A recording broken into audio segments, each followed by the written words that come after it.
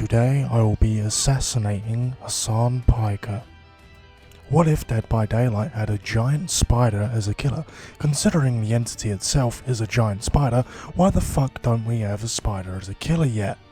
That's what we'll be doing in today's video, going over how the spider got into the entity's realm and conceptualizing a power for it. So how did the giant spider get into the entity's realm? Well, it could have been through the hands of an entomologist doing experiments on spiders.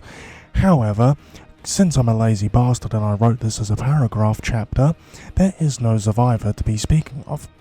So I'm just going to do a more lazy option. The spider simply hitchhiked on one of the already existing survivors when they were snatched into the entity's realm. Being exposed to the elements of the entity's realm, the spider would eventually mutate into a giant monster. The entity itself would take notice of this and decide to use it in its own trials. And that concludes the story. I know, very short. Now on to the juicy part of the video.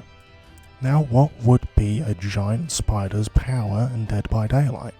Could it be to crawl up walls and surfaces? Could it be to create webs to hinder survivors? Or maybe it's to use venom to paralyze them? Well, I think it should be neither of those things. I think a giant spider would be more fitting with a controlled power and a hook alternative ability. Using its main power nesting, the giant spider is able to create a 5-meter wide spider web. Within this spider web, little spiderlings will spawn. Any survivor that proceeds to run or walk within this web will be attacked by the spiderlings. The spiderlings will cause killer instinct to appear on that survivor, notifying the spider of the survivor's location.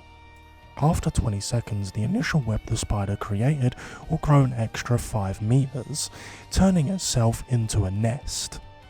If there are more than 2 nests on the map, a spider tunnel will be created, allowing the spider to teleport from one nest to another. Additionally, the spider can stack webs on top of each other, turning one web into a nest and a nest into a colony.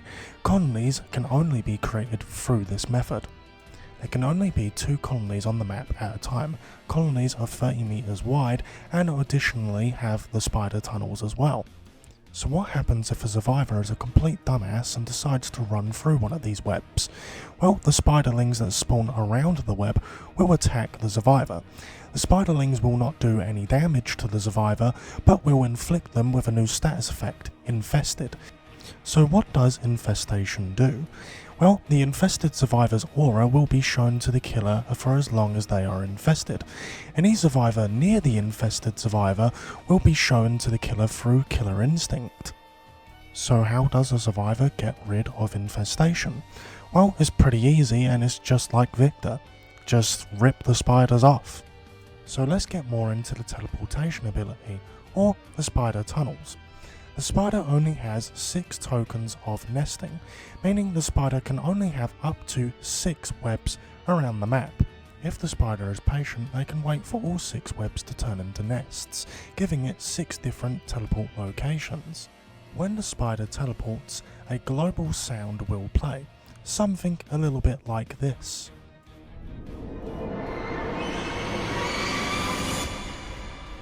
There will also be global sounds when the spider places webs around the map, and additionally when those webs become nests.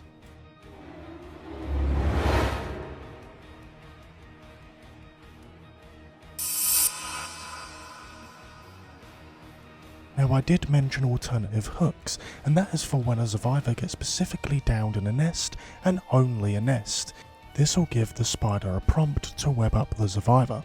When the survivor is webbed up, spiderlings will slowly go to consume that survivor as a form of alternative hook. When webbing up a survivor, the spider cannot be stunned or blinded. And that's mostly the entire power. So I'm going to get a few balancing things out of the way.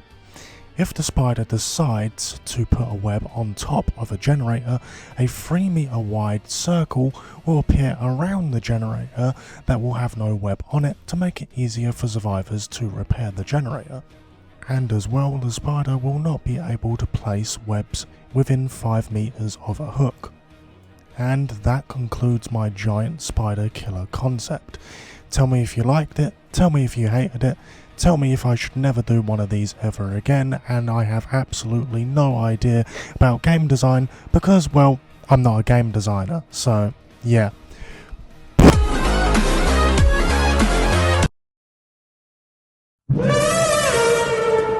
There is a rock. My wife's boyfriend has a huge cock. On my way to Burger King, I developed my